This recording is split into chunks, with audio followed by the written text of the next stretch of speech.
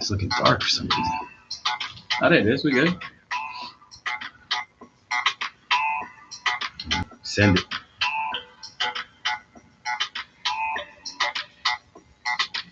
Looks like a wider screen, right? Yeah. You got to send the text out? Go ahead. Yeah. We on. This shit is hot.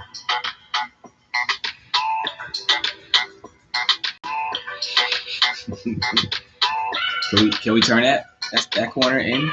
Yeah. Yeah. It's just I got a big head, brother. Take up a lot of the screens. No, we good.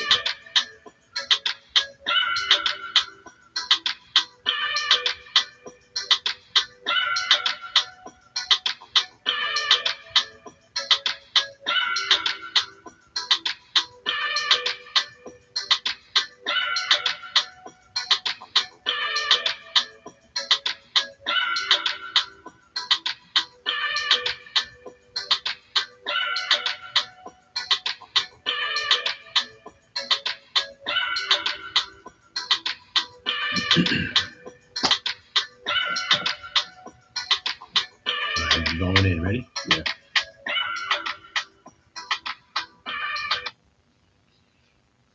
Welcome back, folks. Welcome back. Episode 25. That's right, 25 of the Village Legends podcast. It's the greatness edition, baby. Great 25s across the years. Barry Bonds, a home run king. Don't let anybody tell you different. 762 for number 25. A couple other greats. Mark McGwire wore number 25. Of course, Jim Thome, who had the most quietest over 600 home runs you'll ever see. 612 for my man Jim Thome. Bobby Bonilla, number 25, has the greatest contract in the history of sports because he's still getting paid today, and most of y'all never even heard of him probably by now. Andrew Jones, the greatest center fielder that I've ever seen defensively, amazing, more number 25. I'm Cess, that's C-Flash. We're going to take you around the world of sports today. C-Flash, we got a lot to talk about today, brother. Oh, yes. Talk to him. We back. And we're gonna start off with MLB today, folks. As Greatness we all know, edition. the hottest headlines that's going around the waves is the World Series 2025 World Series that has definitely it was definitely a lot of people lost some money. They won some money, but at the end of the day, you know, me and Cess, we talked about it, who we thought was going to win, and overall they did win. Doesn't matter. Doesn't matter what games it was in, they won. And the Dodgers, we want to give them a round of applause. That's the ninth in team history, and the Dodgers have definitely done their thing, and they have the weapons to do so. It was towards Game 7. They said analysts and everyone that talks sports said it was probably one of the best World Series they've ever seen in years. So thank you for putting a show on, especially for all of us baseball fans alike. You know, That's right. Let's talk about the World Series, and also let's talk about people, where we want to put people in history. Yes. We're gonna go and talk about, first of all, give a shout out to the World Series MVP Yamamoto. This young kid, they knew what they were doing when they actually, I was about to say bought him. They knew what they were doing when they found him. A lot of the baseball players and baseball teams were trying to go after him, and the Dodgers were able to secure him and add him to the roster. So, you know, again, also a round of applause for them. I'm sure my New York Mets tried, but he just felt at home with probably Shohei. Probably Sasaki's there too. I mean, Yamamoto, before we move on from Yamamoto, brother, my man pitched 96 pitches the night before in Game 6, and came back in Game 7 and gave him 3 solid innings. My man was putting the ball wherever he wanted. The Blue Jays were flustered. It was hurting them. Some of them, it was hurting them. He was jamming a lot of them, and they were hurting their hands. You could see it visibly in their faces. Tremendous pitcher. And he'll throw you a bunch of junk, and then he'll zip 97 right at your kneecaps. You don't even see it coming. Absolutely tremendous. Go ahead, carry on, my brother. Also today, they had the parade. So they had their parade, Yep. and they had it in the stadium. One, I forgot who mentioned it. I don't know if it was on the Pat McAfee show. I think it was Pat McAfee himself. He was like, "Well, do we also have a parade in Japan as well?" I'm sure. Hey, what do you think about that? Listen, whether they make it official or not, if Shohei or Yamamoto go there, as soon as they get off the plane, there might as well be a parade because that's how they're gonna get treated over there. You might as well. You know? Yeah. I mean, why not? Yep. Listen, they contributed, and why not bring Fantastic. it home to the motherland? You know, absolutely phenomenal. What up, John Case? Welcome in, my brother. Real fast. So the debate is, you know, with them, and then also the Dodgers first team in 25 years to go back to back. So we got to talk about that. Absolutely. They are in the history books. Their catcher, you know, I just thought about it the other day. Will Smith, who was phenomenal. Yeah. You know, not the actor. We talk about the baseball player, folks. They do call him the Fresh Prince, but for other reasons. So, you know, the debate is where would we put him in history? Maybe in the top 5, top 6 of dynasty championship catchers. Championship catchers. That's the key. All right. Yep. So that's, you know, if anybody, all of our viewers and listeners that want to tune in on that, that's major because, you know, again, this is a debate for me. I would put him. I have to give you my ranking first, and I'd have to say Johnny Bench is number 1. Big Red Machine. Dynasty. Yes. Buster Posey from the Giants. Giants won multiple in a few years there. Yep. Jorge Posada. Of course. Repeat. Yogi Berra, the great Yogi Berra. 8. He's got 8. I got Will Smith number 5. Yadier Molina number 6. Yadi got his. Very nice list. You know, that's my list as for now. It's just, you know, something to bring up. You know, these are the debates that we should have, and also something that we should be talking about because these guys, you know, again, this is history. Yeah, absolutely. You know that's a great list of dynasty championship catchers. Phenomenal list, brother. That's good stuff. Will Smith will go down in the history books. He caught the most innings in World Series history. 73 innings he caught. Tremendous. And of course, that's because he caught all 18 innings of that freaking thriller game that went 18. Absolutely tremendous. And shout out to Dave Roberts as well, the manager who now has his 3rd championship. Yes. Great guy, great team guy. Yeah. A lot of people saw the viral video where he was racing one of his players, and he face planted, and it was great. It was great, and they asked him about that, and he goes, obviously he didn't mean to fall on his face, but he meant to add a little levity to the situation. He said his team was a little bit too tense going into the final game, and he wanted to just bust something out, and it worked, man. It worked. Yo, if anybody believe that, they're crazy. He busted his ass. Let's keep it a buck. He busted his ass. But you know what? It took the, you know, it got to the tickle. It got them to laugh.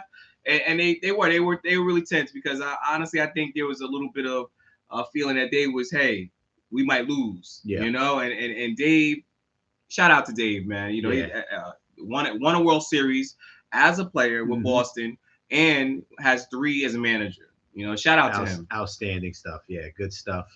What else we got? Anything else on the World Series before we move on from it, my brother? No, that's it, Seth. Shout out before we one more thing on Game 7. This World Series will be remembered. Oh, Game 6. Oh, yeah, 6. You wanted to touch on Game 6. Yes, go ahead. Go ahead. Talk to him. Game 6 is a debate for many, many years to come. We understand that the rule is the ground rule double. When I watched that, I said, this is unbelievable, folks. Just to see the outfielder, Justin Dean, he played the part to a T because he knew, and that's more of a baseball IQ because he knew of the rule. But Addison Barger hit a nice shot. It would have tied the game. I forgot what inning it was, but it would have tied the game. And it cleared bases. He stood there, put the hands up. Justin Dean put his hands up. And as we all know, that is signs for a ground rule double. Yep. I don't agree with that particular play. I was off of my rocker saying, wow, they're going to let this happen? Yeah. I was not as off my rocker because when you mentioned it, I didn't even remember to play. It's a judgment call, brother. It's tough. What's the umpire gonna do? Like, it's gonna cause chaos if he doesn't stop the game. Then you don't know if it's a home run. It's in the rules. It. We get it. It's in the rules, but says, I mean, if you see the ball is in grabbing distance. Yeah, I mean, yeah, you're right. You could see it. It's right there in front of you. You should be able to grab it. I hear you. They ended up showing a clip early this season. I don't remember what game it was, but it showed that, hey, somebody tried to do the same thing. The managers called it an inside. They let it go. They let the play out, so it was an inside the park. Inside the park, a home run, and that was into that. They were looking at him like, yo. Umpires looking at him like you stupid. Yeah. So that's why I'm saying that it should have been the same way. Make a good point, my brother. Even still, they had many chances to win. I mean, they were there, that extra innings that play at the plate. Yeah. Where my man got no secondary lead at all. Shame on him for not coming off that third base bag at all. Yeah. And by the way, shout out to Miguel Rojas. Did not get a start in the whole World Series. Yeah. The manager puts him in on a gut feeling. He hits a home run. Yeah. And then he makes it. And by the way, the home run tied the game. Outstanding. Fantastic. Yeah. But that defensive play where he stumbled and he was able to keep himself together and make that play at the plate. Outstanding. Shout out to him. The de facto captain of the team right there. That was fantastic. That's why we also got to give a shout out to Dave Roberts. Yeah. That's the mindset of Dave Roberts, knowing that he had to shake something up to get his team right, because he seen that his team was getting a little bit too stale and they wasn't doing what they were supposed to be doing. You know who wouldn't do that? The Yankees wouldn't do that. No. Because Aaron Boone's got to go by the numbers and the stats and what Brian Cashman says. He wouldn't do something like that. On an analytic tip. Right, exactly. On an analytic tip. He wouldn't do that on a gut feeling like that. So shout out to him. He made all the right moves. And once again, Game 7 will go down in the history books. Yes. Yeah, man. But by the way, before we move on shout out to the Blue Jays. Fantastic. Vladdy hit 345 in the postseason. And he said it. He said, we'll be back. And he's right. That team is only going to get better. They're young. He's not even at his best yet in baseball. So get ready, folks. It's going to be a wild ride. You might see these two exact teams meet again in the future in the World Series. Definitely. If the Blue Jays pay their players and keep what they got going on, then I would say so. Yeah. But other than that, money talks. Yeah, money talks. That's what it'll come down to. Shout out to John K. Says we forgot Gary Carter on that championship list. Great call with Gary Carter. Yes. The guys that he mentioned had multiple championships. Gary won his one, and he was fantastic. He's my boy. That's my boy, Gary. Baseball, also, brother. What else? Also with baseball, we're going to talk about the hot stove, the hot free agents, and we're going to start with the Mets closer Edwin Diaz. He opted out of a 3-year. He had 3 years left out of $120 million. Of course, it's a smart move because right now his stock has soared. He had 28 saves this year, Edwin Diaz. Alex Bregman, Cody Bellinger. Cody Bellinger opted out as well. Cody Bellinger declined a $25 million offer from the Yankees. Batting average was .302 with 18 home runs and a .909 on base percentage. So again, these are just some of the guys. I believe there was one more that we also mentioned. Schwarber. Yeah, Kyle Schwarber. Who had a beastful tremendous year. And Kyle, keep your phone on. Listen, man. I'm speaking to you, Kyle. The Mets need you. Yes. All right. Yo, sign Edwin Diaz. Yeah. Re-sign Edwin Diaz. Re-sign Pete Alonso. Correct. And sign Schwarber to hit behind Pete. Ooh, yeah, baby. That would be nice. That would be nice. You also want to talk about some pitchers too, Seth. Yeah, I would love for them to go after Michael King from the Padres. I think he's only getting better. He hasn't hit his prime, and he's filthy.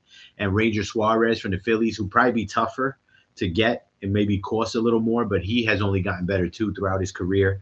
Not sure if he's peaked yet or not, but those would be two names I would be really interested in, my brother. Yeah, Ranger is still young, still fresh, still talented. Even though he's with the Phillies, we can see him in a different uniform. No question. Again, come over to Queens. By the way, Bryce having some problems with Philly. Bryce Harper having some problems. I think he's just tired of losing. Well, no, he's tired because they're talking. He's heard whispers about trade again. And he goes, I didn't come to the Phillies to be worried about being traded again. Mhm. He goes, I came to be a Philly. So But- he's worried about that right now. But isn't there a no trade clause with him?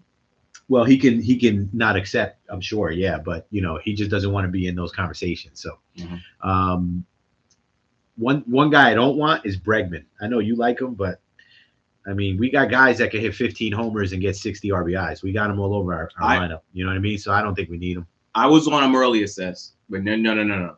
I don't want to disrupt anything the Mets have. We are good. We're gonna look into that center fielder. We need one or two more aces. Yes. But other than that, we're good. We need at least one ace for sure. Probably two. Let's see comments. Oh, Pop's in the house. Do the Mets have enough money to get a big time player again? They do because Stevie Cohen, his pockets are endless, and they have something called the luxury tax. So you could spend as much as you want, but you get heavily taxed, and your money goes back, and it goes back to the lower money teams. So that's why they're always mad at the Marlins and teams like that. Yeah, because they don't spend money, but yet when the big teams spend money, who does the money go to? They go to the Marlins. They go to the lower level teams, part of the luxury tax. So listen, the Yankees do it all the time. Yeah. The Braves have been doing it recently. The Dodgers, of course, have blown it out the water. The Dodgers now defer contracts for many years to defer all those taxes and all that stuff. So the Mets can get a lot of people. It really doesn't matter to Steve Cohen, but maybe it does. Maybe he does have a number where he says, I'm not going over this number. Who knows? No. And Steve has it.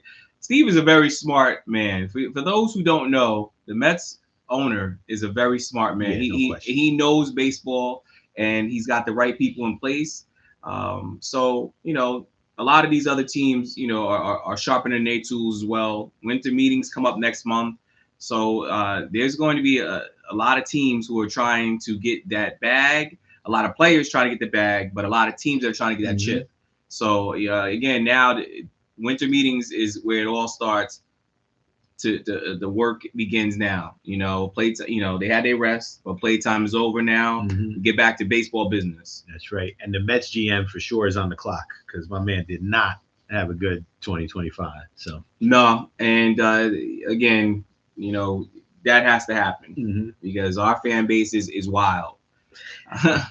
I would not sleep on Kansas City, Sess. I think Kansas City look like they might be working on something good, or San Francisco. Well, between one of them teams, they look like they're going to be working on something hard next year. Those are two franchises they like to win, so I'm cool with that. Yeah, let them go. Let them go after theirs. They shouldn't outspend a New York team, but they go for theirs, so that's cool. Yeah, I agree. Anything else in Major League Baseball, my good man? C/5? No, I just that we want to applaud MLB because great season. Once again, everyone that says baseball is not back, they're sadly mistaken. Great baseball season. Is back, and it's rocking, and it's on. Hot rockets, whatever you want to call it. It's burning through walls. And a lot of that is due to Shohei Ohtani and his greatness. Yes. And of course, it's award season now, so we'll keep you posted on who wins the awards, the Gold Gloves, the Cy Youngs, the MVPs, all that good stuff. Correct.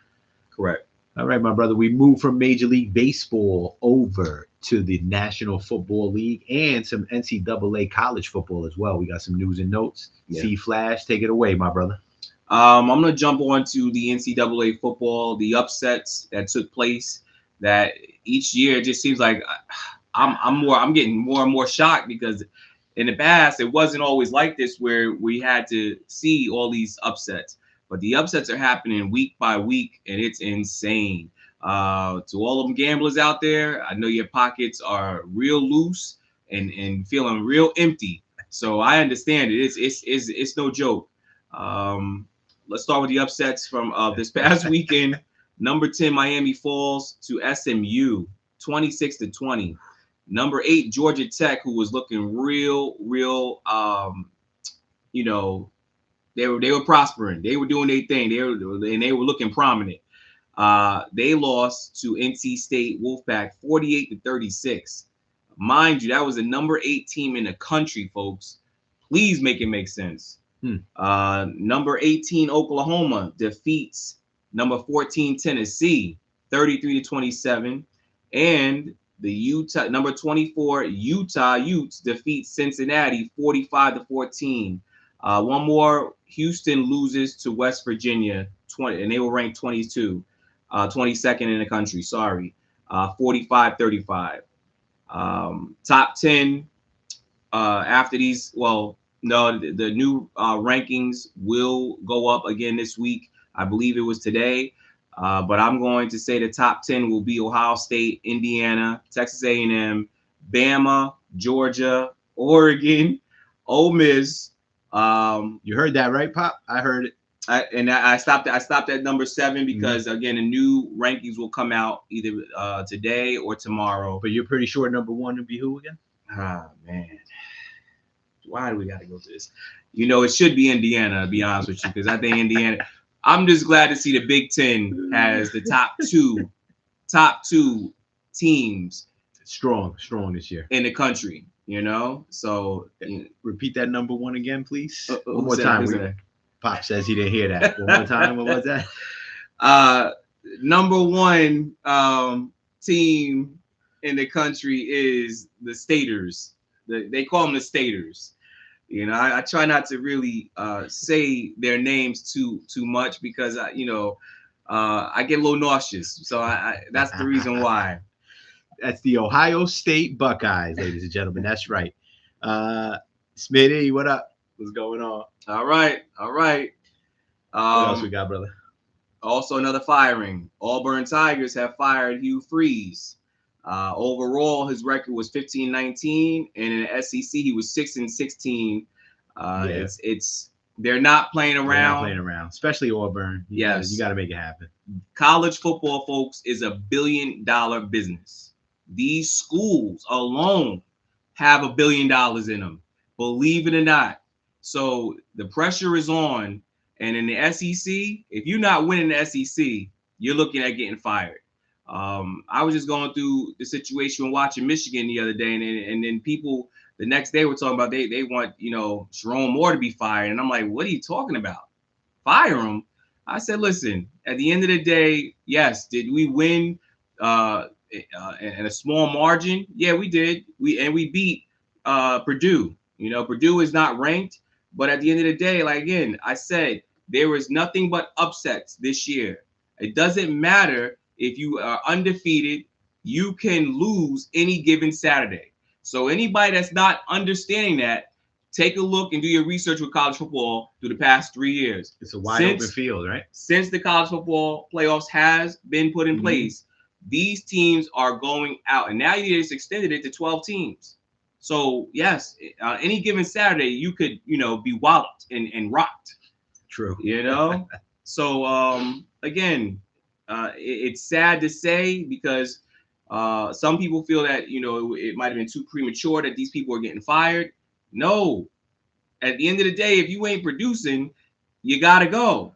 And it doesn't matter overall what your record is. What does matter is what you're doing in your conference. Excuse me. If you're not getting into that college football playoffs, nobody gives a damn about you. So just let's be clear about that. I want to jump to the NFL real fast. College football will continue to keep sparking, and those players will be trying to get to the NFL. That's right. We have some key injuries, as some might not know. The Green Bay Packers, I believe he's a rookie, or I believe it's Tucker Kraft. He was looking good. He was looking promising, and he was one of the reasons why that offense was taking off like it was. He was looking at 1,100 yards, receiving yards, and he had 70 catches. He tore his ACL in a loss to the Panthers, 16-13. And that's a real tough one for them to swallow. It's a tough blow. QB Jaden Daniels, who brought a spark to the Commanders. The star quarterback, I definitely call him a star because he is a young star. He suffered a dislocated elbow, and if anyone's seen that the other day, his arm was locked. It was just like this. It's just like they got to reset it. That was kind of tough. They had to reset it. A lot of tough injuries already this year. And that came to a crushing loss to the Seattle Seahawks, 38-14. Tonight we have on the Monday Night Football, we have Dallas Cowboys, and I'm hitting everybody with the gambling line. Dallas is favored by 4 to playing the Cardinals. You just don't know with Dallas. Dallas's defense is suspect. Yeah, you just don't know. So all them Dallas Cowboy fans, your defense is suspect. And you might want to talk to your 100-year-old owner, Jerry Jones, because him getting rid of Michael Parsons was a stupid move. Stupid. And we're going to call that and shout him out. Jerry Jones, that was a very stupid move. You know, he's trying to redeem himself. Apparently, he made a significant trade today, but he hasn't said what it is yet. So probably not that significant, but we'll see. We'll see what happens. Yeah, that's it for the NCAA. Also, real quick, NCAA. We're gonna switch. I just want to jump to real quick basketball on that level. Well, I'm sorry, no, scratch that. I want to give my top 5 NFL. Oh yeah, power rankings this year. Yep. Seth, I know you have yours. Mm-hmm. So everybody, please, if you have your top 5 NFL power rankings and who you have listed, Pop, I know if you're there listening, I know you got yours. So I hope you got your list. We always do our top 5 during the season. So I'm gonna go to Bills at number 1, the Colts at number 2, Kansas City is number 3, the Eagles are number 4, and I got the Rams number 5. Not bad, brother. Not bad. This time of year, a lot of teams are in the mix, so everybody will have a different top 5 at this point. Mine's different than yours because I got Philly. I think Philly is back on top. I got them at number 1. I got Baker Mayfield and the Bucks at number 2. The Colts at 3. The Bills at 4, and I got the sleeper so far. They're in first place, the 7-2 New England Patriots right now. I don't know how they're doing. It's like smoke and mirrors or something, bro. But they're getting the job done so far, 7-2. You might have somebody, you might have some people that might debate you on that, and listen, I hear you. But you know what? They might be siding with you as well. Mm-hmm. They might be siding with you. All I know is that New York, Giants and Jets right now, terrible, unranked. We are terrible. And again, I believe what they say for the 3rd season in a row, we are 2-7. And it's not looking good. Enough is enough, man. Just enough is enough. We signed Ray McLeod, the receiver. I mean, you need something. I just love what the Giants have in the quarterback of Jackson Dart. Jackson Dart, yes. He is not normalizing losing. This kid is a winner. Yes. And it's hard for him to address the press after a game. He's being professional as much as he could, but he is tired of losing. And to all them Giant fans, believe it or not, I might, I said, Dable and Strone might be on the hot seat. I think Dable might get one more year, folks. Call it crazy, but I really believe he might get one more year. Buffalo looks good during the regular season until they see KC in the playoffs. You heard? Guess C-Flash said the same exact thing about an hour ago, Pop. You're absolutely right. You're absolutely right. What else we got in the National Football League, my brother? Anything else? No, that's about it. That's about it. We take you around the sports world. It's time to get into that square circle, my brother. Wait. You got something else? NBA. Oh yeah, before we get into that, let's talk about the National Basketball Association because it has been a hot start this year. Talk to them. Real quick, I'm gonna definitely jump on that. I'm gonna start with the NCAA. Today was opening day for NCAA college basketball, folks. For all you college basketball fans, it's just exciting as the NBA. St. John's is kicking Quinnipiac's butt 90-55. North Carolina is destroying Central Arkansas 63-28. Arkansas is up 72-44 versus Southern, and Houston is up against Lehigh 15-8. A lot of people are chiming in to see what the UConn Huskies and what the Tennessee Volunteers are going to do. Florida is the defending national champs. They're down to Arizona 52-59 in the second half, but that's still 15 minutes left, so that's a lifetime. Again, welcome back to college basketball. We look forward to put in the top 10s or top 15s in college basketball. Do you? I start watching in March. That's right. UConn. That's right. You know, yes, sir. So we will definitely let everybody and involve everybody on what's going on with college basketball. To the NBA, real fast. I had this thing that I want to talk about with everybody, to all listeners and viewers, to discuss about the state of Golden State Warriors. And we know someone else who's a fan of them. Could they seek a fifth championship this year? They said they, are the second oldest team in the NBA. But from what I see on paper with the Golden State Warriors, I rarely talk about them, even though they have the great Steph Curry. They look good on paper, with Jimmy Butler, the young kid. Who was the other guys? Got Draymond is still there. Draymond's still there, and Kuminga, the other one, Kuminga. They signed. They gave him an extension, and they looking real good. I just believe that right now everything is still early, still fresh, and it's still blossoming. Yeah. My Power Five for the NBA is OKC, Denver, Cleveland, Golden State, Minnesota Timberwolves, and Knicks. Nice. It's early. No San Antonio on there. I don't got San Antonio on there. San Antonio 5-1. That's just my own personal. Yeah, no doubt. San Antonio 5-1. Wemby averaging almost 27 a game, almost 14 boards a game. Is Wemby the real deal, you think? Wemby is the real deal. Yeah. I would love to see him gain a little bit more weight. The kid is 7'4", and he can move. He can move. This is not just your average, clown on stilts. And he's not a clown by no means. No. He's a young, talented kid that came from France, and he is balling. And if you miss him, hey, try to catch a replay or whatever you could do when you're on your day off. But he is exciting to watch, and it doesn't even look like he has to put any effort when dunking because he's 7'4", 7'5". Yeah, he's blocking shots, barely coming off his feet. He is a phenom in that way. He also worked out with Hakeem the Dream in the offseason, so his footwork has gone it went from 0 to 100 real quick. You know what I mean? You got to look at his footwork this year compared to when he came into the league. Yeah, tremendous. But I'm with you though. Is his body built?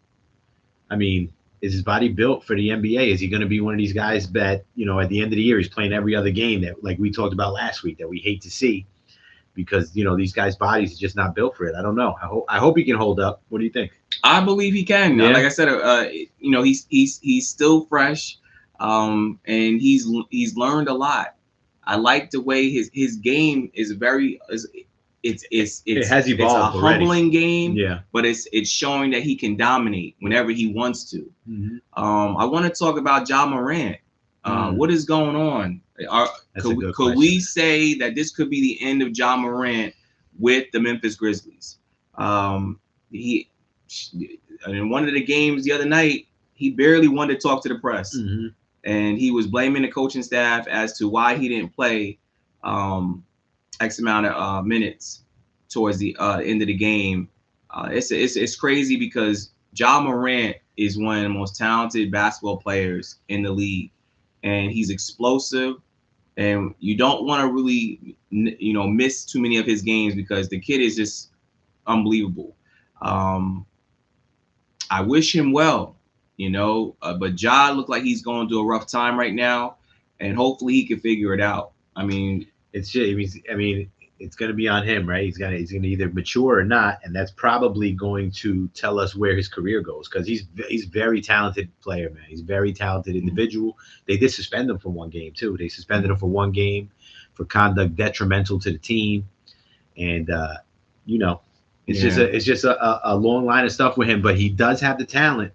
If he could just mature a little bit and get a little more focused, I guess. I don't even know what to say, but sky's the limit if you could turn it around, Could the immaturity start really, really? I mean, we knew the situation with the guns and all that other stuff. We understand these young boys have a lot of money. They have a lot of money. So, Ja, your dad comes to the games. I know you have people of wisdom talking to you. You know, you are a professional athlete, son. You got to understand that, you know, it's not going to be about you. No matter how much you hate the organization, I get it. You're trying to be professional. Next, you're probably going to want to trade. You know, you're going to want to leave. Or the team's going to give up on him and say, Yeah. we don't want to deal with this guy no more. He's not worth it. Yeah. It's not like he's taking them to championships yet or anything like that. I mean, you're the reason why people are getting their season tickets. Mhm. You know, so it's, you know, to me, you have built Memphis the Grizzlies basketball stadium. So it's like, wow, you know, I know I wish you well. I don't want to see stuff like this happen to young superstars. That's right, my brother. Anything else with the round ball, my brother? No, not much. You know, anything good with your Knicks? Go New York, go New York, go. Knicks are 3-3, and they are 3-3. They are very inconsistent. And listen, I said it on this show. I love the Knicks, but Mike Brown ain't the one, man. Mike Brown is not the guy. But we'll come back to that. We'll come back to that. Oh man. Oh man. Let's take it from there. We take it from there. Now we go into the square circle, my brother. Yes, now sir. Now we hear them bells ringing and talk to him. What do we got? This month is a hot month for boxing, folks. So we got some boxing dates. We have Devin the Dream Haney, 32-0, 15 KOs. His, you know, they could always not put that one loss on his record, but we remember him getting beat up by Ryan Garcia. But he's going to be fighting Brian Norman for Brian Norman's WBO welterweight title, and that's November 22nd. Chris Eubank Jr. fans versus Conor Benn rematch part 2. Chris Eubank is 35-3, 25 KOs. Conor Benn 23-1, 14 KOs. That fight takes place November 15th. For a middleweight, it's just going to go on as a middleweight fight, non-title, and Tank Davis and Jake Paul, November 14th on a Friday night. Is it a Friday? Yes. Ooh, baby. It's going to be on a Friday. That is a fight that's going to take place. I guess we could put that as a straight WWE event as well. But that's Tank got to knock him out. What day is it? What date? That's going to be November 14th, a Friday. It's coming up. It's coming up. So just to, you know, let everyone know that are boxing fans, and we want to talk about the WWE as well. Yeah, speaking of the WWE, they had the Saturday night main event the other night. I'm sure your nephew's listening, but we got a new world heavyweight champion. CM Punk has defeated Jey Uso, and he has reclaimed the world heavyweight championship. He was gone out of the business for 10 years. CM Punk, he tried his way in the UFC world and mixed martial arts. He got his ass whooped a couple times. And then he came back, and shout out to him.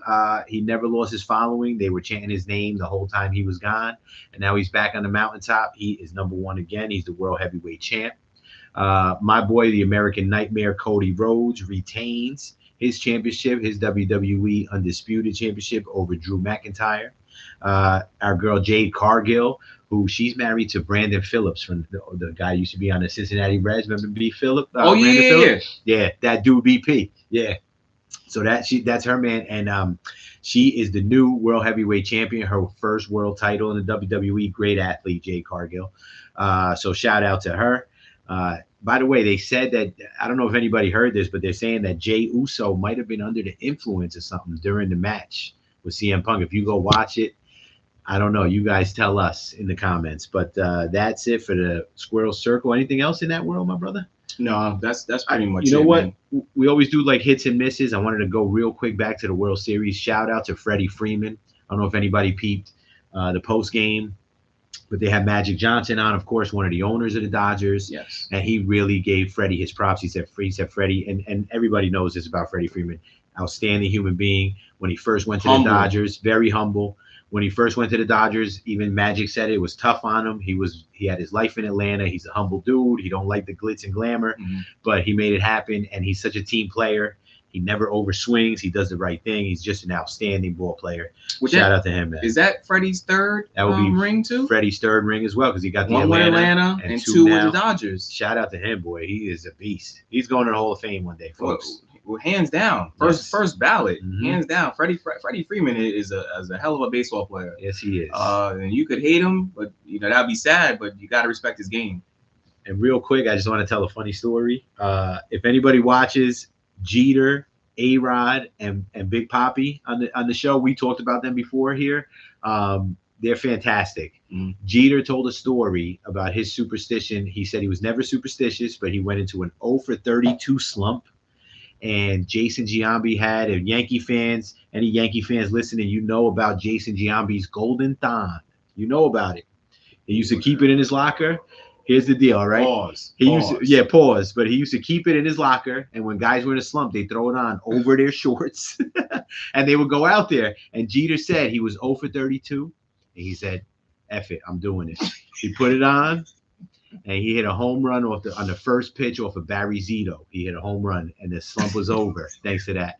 So of course, Big Papi during the broadcast, after he tells a story, he pulls out one from his pocket. And he gives it to Jeter. And Jeter goes to him, "Is this one of yours, Papi?" And Papi goes like this. Papi goes, "Me? I ain't in no slump." Shout out to Papi on that. Oh my God. Oh shoot. Anyway, man, my brother, anything else we got to talk about today as we wrap up here? Nah, just a shout out to the captain, and to all the Yankee fans. Hey. They're great on there, by the way, those three. They're really good, really entertaining. Yes. Great baseball season once again. Guys, thanks so much. Let's talk. Oh, I'm sorry. You got some more little hits and misses. Go. Real quick. Yes. Shout out to tennis star Sinner for out of Italy. He has surpassed Alcaraz for the #1 spot in the world. So he's #1. He also had advanced to the Paris Masters tournament final. Shout out to Irina Sabalenka, who just won Wimbledon. No, I'm sorry. Was it Wimbledon? No, she won the U.S. Open. Yes. Sorry, I stand corrected. Has played in her 500th tennis match and advances in a WTA opener. So, shout out to all of them doing their thing.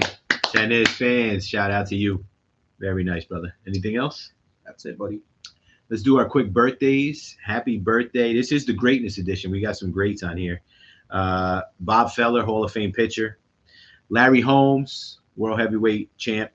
Phil Simms, Super Bowl champion, quarterback, New York Giants. Armando Benitez, one of the worst closers ever, but shout out to him. He did his thing. There were many times that me and C Flash and our boys were at Mets games, and we left early because it was getting late, and we were winning. And Armando Benitez came in, and from the car, we heard them blow the game from the car. There was many times that happened. And we're going to take you out with the last birthday, and my man C Flash has a message on the way out. Colin Kaepernick, happy birthday to Colin. C Flash, tell him what's up. Say peace to the peeps. Just real quick, this month here is National American Diabetes Month, if I'm not mistaken, and it is definitely a touching subject for myself, and for those who are out there, please support. Do what you can, get knowledgeable on it. Try to definitely take care of yourselves as much as you can. But it's definitely a great topic for me to talk about. It's all love. And to all those that are listening, remember that it's all love. Again, we pay homage and salute this month. That's about it with that one. That's about it, brother. So shout out once again to our sponsor, the Puerto Rico Baseball Challenge 2026. We'll get you more news on that. We'll have some posts about it. They are looking for sponsorships of their own for ad space during the tournament. It'll be shown on ESPN and throughout the world. So if anybody of our listeners are interested in getting some ad space on there, give me a shout out, leave me a comment. I'll get back to y'all. Puerto Rico Baseball Challenge 2026. My brother, take us out as only you can.